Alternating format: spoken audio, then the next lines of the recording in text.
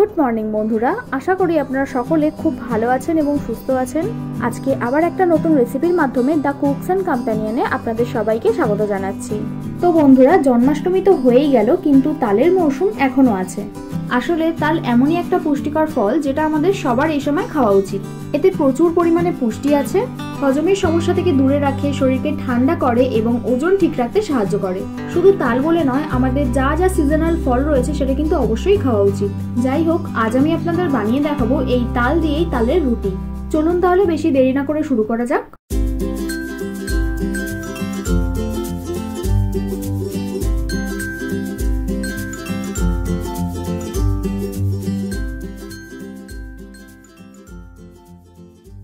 প্রথমে রুটি বানানোর জন্য 2 কাপ পরিমাণ মানে 500 গ্রাম আটা নিচ্ছি, তারপর 1/4 টিস্পুন নুন আর সবশেষে পরিমাণ মতো তালের পাল্প দিয়ে দিচ্ছি। এই যে তালের পাল্পটা দেখছেন, এটা কিন্তু আমি বেশ কিছুদিন আগে থেকেই স্টোর করে রেখেছিলাম। এর আগে আমি যে তালের লুচি পরোটার রেসিপি দিয়েছি সেখানেও কিন্তু এই একই তালই ছিল। আপনারা যদি ওই ভিডিওগুলো না দেখে থাকেন তাহলে দেখবেন, আমি লিংক দিয়ে দেবো। যাই হোক, ততক্ষণ এইদিকে আমি আটাটা ভালোভাবে মেখে নিচ্ছি। ঠিক রুটির জন্য যেভাবে আটা মাখতে হয় ওইভাবেই কিন্তু নরম করে মাখবেন। সম্পূর্ণটাই তালের পাল্প দিয়ে নরম করে মাখবেন। প্রয়োজনে আরও একটু তালের পাল্প অ্যাড করবেন, কিন্তু জল দেবেন না। এবার আটাটা মাখা হয়ে গেলে এক একটা করে লেচি কেটে ঠিক যেভাবে রুটি করতে হয় ওইভাবেই করবেন। আমি জাস্ট কয়েকটা রুটি করে দেখিয়ে দিচ্ছি।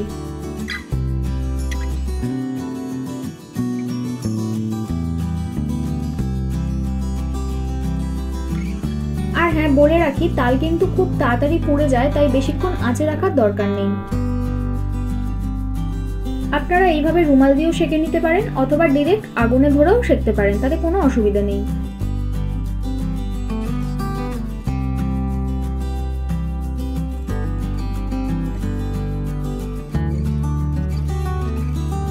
রুটিটা হওয়া মাত্রই তুলে নেবেন, ফোলার অপেক্ষা করবেন না।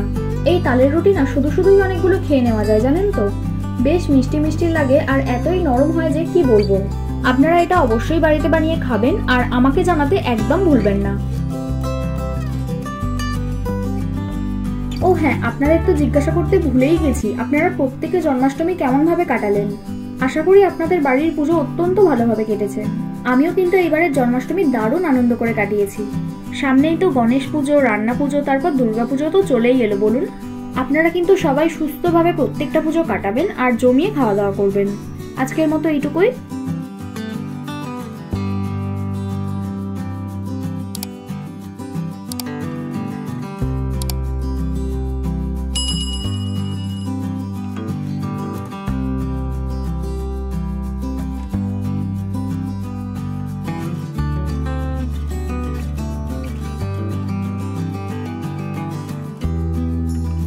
আপনারা কিন্তু অবশ্যই বাড়িতে এটা বানাবেন, তারপর আমাকে জানাতে একদম ভুলবেন না।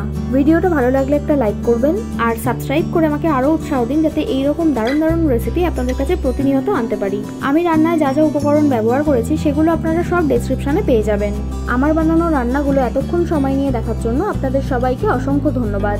ভালো থাকবেন, সুস্থ থাকবেন, আবার দেখা হবে নতুন কোনো রেসিপির সাথে।